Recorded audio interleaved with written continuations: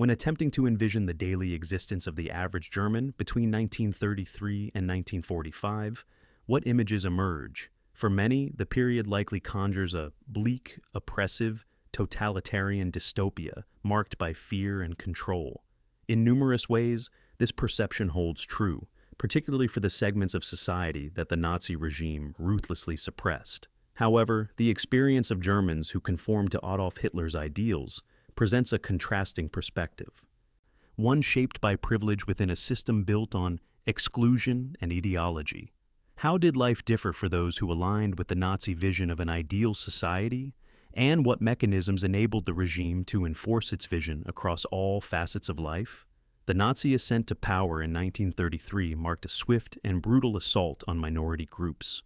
Almost immediately, the rights of Jews, Gypsies, homosexuals, Jehovah's Witnesses, and ethnic Slavs were systematically dismantled. Jewish civil servants, including teachers, professors, engineers, and administrators, faced exclusion from government employment within months of Hitler's election, a move that stripped them of livelihoods and social standing. This campaign of disenfranchisement escalated with the infamous Kristallnacht, or Crystal Night, in November 1938. During this orchestrated pogrom, thousands of Jewish businesses, homes, and synagogues were set ablaze or vandalized.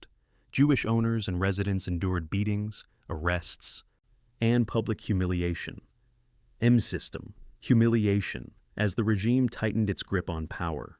By 1941, the Jewish population, which had numbered over 500,000 a decade earlier, was almost entirely confined to concentration camps, subjected to unimaginable horrors. The Nazis' ideologically driven persecution extended beyond Jews to other groups deemed undesirable. Forced sterilization became a chilling tool in their arsenal, targeting those who did not fit the regime's racial and ideological standards. As historian Richard Evans notes in The Third Reich in Power, in essence, the Nazi regime was using sterilization to crush those areas of society that did not conform to the Nazi ideal. The eugenics program furthered this agenda, aiming to eliminate those labeled Untermenschen, or subhuman, through systematic measures. One of the most harrowing aspects of this campaign was the state-sanctioned euthanasia of individuals deemed unworthy of life. State-appointed physicians were tasked with euthanizing children and adults with disabilities or other conditions the Nazis considered undesirable. Between 1939 and 1941, up to 100,000 Germans, including 20,000 children, were killed under this program, a grim testament to the regime's obsession with racial purity. For Germans who aligned with Nazi ideals, life under the regime offered a semblance of normalcy, albeit tightly controlled. The role of men remained largely consistent with pre-Nazi society, centered on work and military obligations. Women, however, faced new societal pressures rooted in the Nazi vision of traditional German values. The regime emphasized modesty, adherence to Nazified Christian principles, and, above all, motherhood as a patriotic duty to expand the Aryan population. To incentivize large families, the Nazis established the German Mother's Cross, a prestigious civil award bestowed upon women who bore at least 4 children. This policy reflected the regime's fixation on population growth as a cornerstone of national expansion. Education was another tool of control, with school curricula redesigned to promote Nazi ideology, encouraging discrimination and racial purity. As Richard Evans observes, teachers and pupils greet each other at the beginning and end of every lesson with the Nazi salute. The pupils listened to major political speeches on the radio in the school hall. The goal was clear: to mold young minds into loyal adherents of the regime, preparing boys for military service and girls for motherhood. The Hitler Youth, established in 1922, and its female counterpart, the League of German Girls, played a pivotal role in this indoctrination. By 1939, over 90% of German children were enrolled in these organizations, which were immensely popular and fostered a sense of belonging while instilling militaristic and ideological values. Boys trained for combat, while girls were groomed for domestic roles, reinforcing the regime's gendered vision of society. Even seemingly neutral institutions were co-opted. The Positive Christianity movement, a state-sponsored initiative, sought to unify Germany's Protestant churches into a single national church that aligned with Nazi goals. stripping away traditional religious autonomy.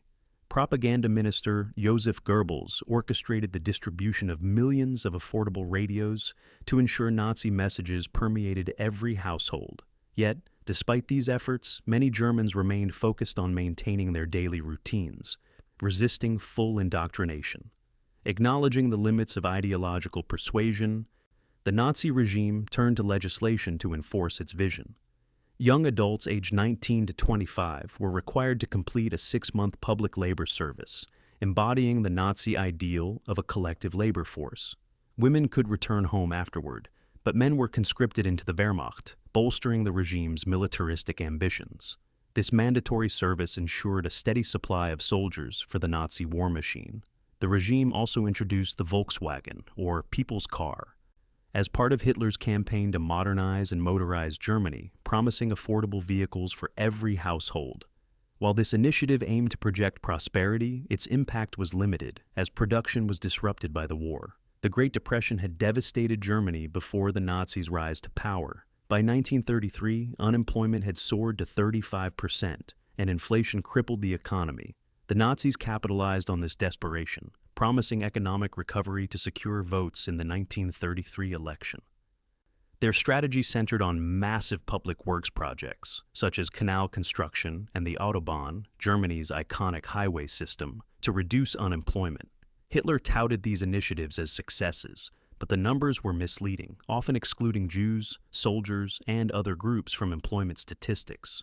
While the reforms were partially effective, stable economic recovery took years, and the benefits were unevenly distributed, favoring those who fit the Nazi mold. Despite pledges of peace, Hitler plunged Germany into a catastrophic global conflict. The relentless demand for resources fueled aggressive conquests, expanding the war across Europe and beyond. The Nazis' vision of an idealistic utopia crumbled as the realities of war set in.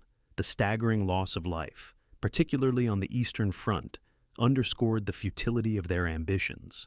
By the time defeat arrived in 1945, Germany was in ruins.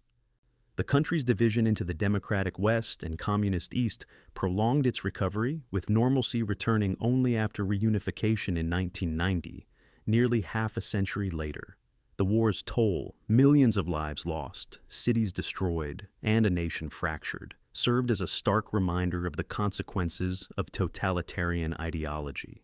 Life in Nazi Germany was a complex tapestry of oppression, conformity, and propaganda, with stark contrasts between the persecuted and the privileged.